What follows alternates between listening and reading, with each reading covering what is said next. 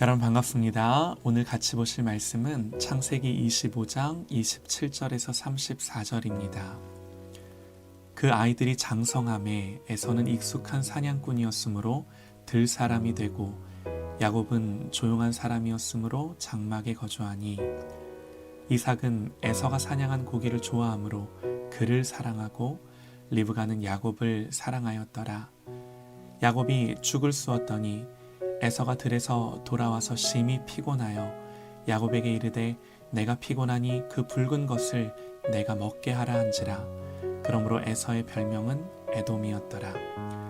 야곱이 이르되 형의 장자의 명분을 오늘 내게 팔라. 에서가 이르되 내가 죽게 되었으니 이 장자의 명분이 내게 무엇이 유익하리요. 야곱이 이르되 오늘 내게 맹세하라. 에서가 맹세하고 장자의 명분을 야곱에게 판지라. 야곱이 떡과 팥죽을 에서에게 주매 에서가 먹으며 마시고 일어나 갔으니 에서가 장자의 명분을 가볍게 여김이었더라. 아멘. 우리를 고쳐 쓰시는 하나님이라는 제목으로 우리 하나님 말씀 듣겠습니다. 눈에 보이는 선택은 보이지 않는 우리의 가치를 반영합니다. 어떤 사람이 무엇을 선택하고 결정하는지를 보면요, 그 사람의 가치관과 생각을 알 수 있는 거죠. 오늘 말씀을 보면 야곱과 에서의 너무나 다른 선택이 나오죠. 에서와 야곱은 쌍둥이고 같은 부모님 밑에서 자랐는데 대부분의 형제자매들이 그렇듯이 이들도 참 많이 달랐습니다. 말씀을 통해 알 수 있는 사실이 있습니다. 아브라함은 100세에 이삭을 낳고 175세에 죽습니다. 그리고 이삭은 60세에 야곱과 에서를 낳았죠. 그러니까 야곱과 에서가 태어나서 적어도 15살이 될 때까지는 할아버지 아브라함이 생존해 있었던 거예요. 그러면 우리는 이런 생각을 얼마든지 해볼 수 있을 것 같은데요. 할아버지 아브라함은 손자들에게 많은 이야기를 해주었을 겁니다. 하나님이 갈대아 우르에서 살던 자기에게 나타나신 이야기부터 시작해서 살던 집을 떠나 여기저기 하나님이 가라 하신 곳을 가고 또 그곳에서 하나님이 어떻게 자기를 인도하셨는지, 그리고 드디어 아버지 이삭을 어떻게 얻게 됐는지, 또 아브라함과 그의 후손들에게 주신 언약의 이야기가 빠질 수 없죠. 할아버지로부터 이렇게 많은 신앙의 이야기를 들으면서 자라는 동안 야곱과 에서의 마음속에는 각각 다른 방식으로 신앙에 대한 이해가 싹 틔었음을 알 수 있는데요. 한 집에서 자라난 쌍둥이 형제는 각기 다른 두 개의 가치관과 신앙관을 형성하게 됩니다. 형제끼리 놀다가 얼마든지 서로의 것을 바꾸기도 하고 이것저것 조율하고 타협하면서 함께 크는 건 어느 집에서나 볼 수 있는데요. 이 집은 주제가 좀 거창했습니다. 팥죽과 장자권을 가지고 서로 주고받아요. 야곱이 형의 장자권을 요구합니다.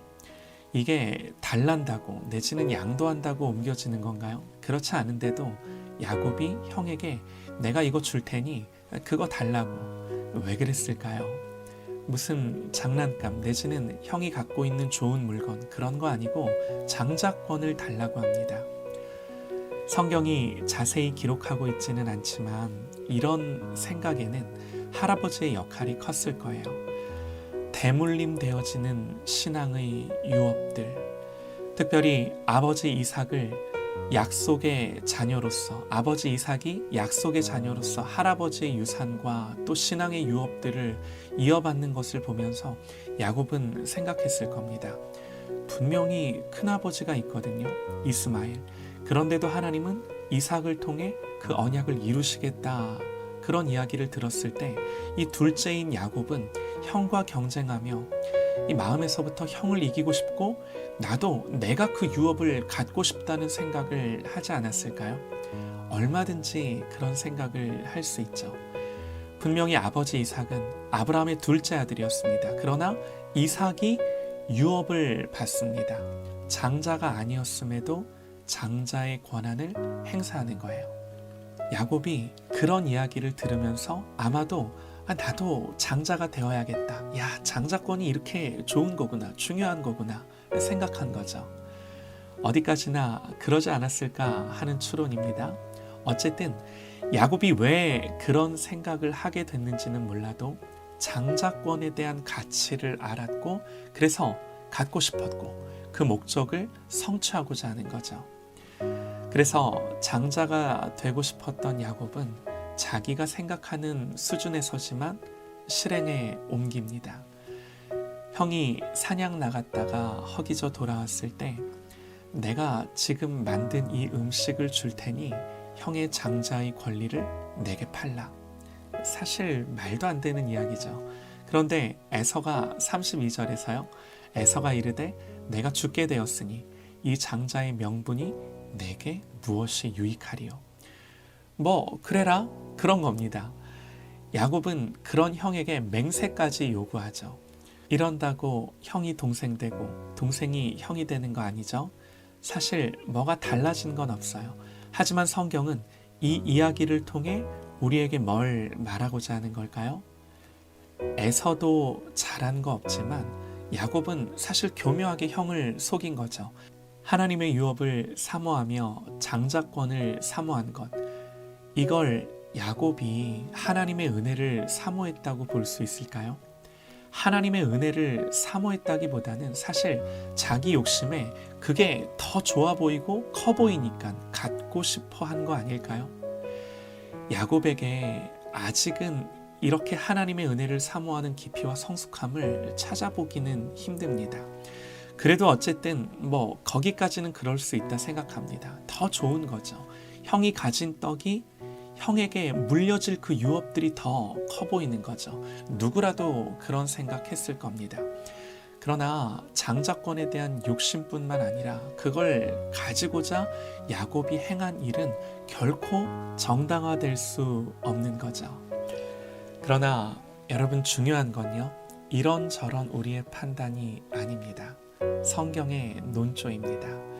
사실 오늘 말씀이 조명하는 사람은 에서예요. 34절에서 오늘 이 사건을 성경은 이렇게 마무리합니다.